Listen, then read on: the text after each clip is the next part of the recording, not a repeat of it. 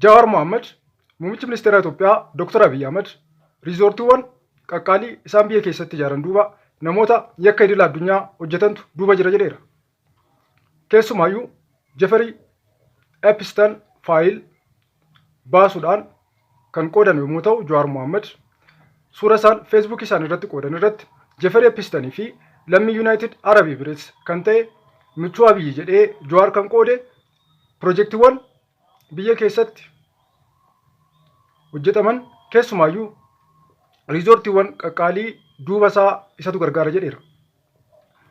Jeferii Epstein Ameerikaa keessatti yakka gurguddoo hojjechuudhaan dookumentii fuula 33,000 ol qabu yakka kan irratti banamee jiru Jeferii Epstein mana hidhaa keessatti du'uun isaanii ni beekama.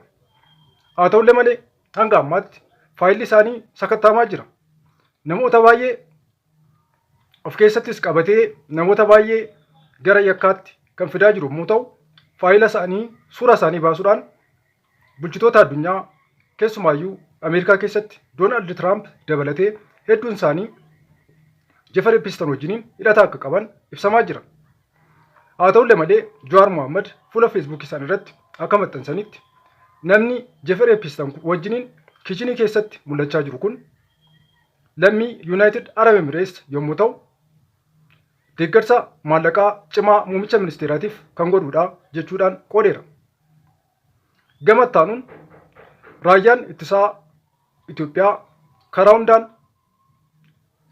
gara Tigraayitti imalaa jira jedhameera.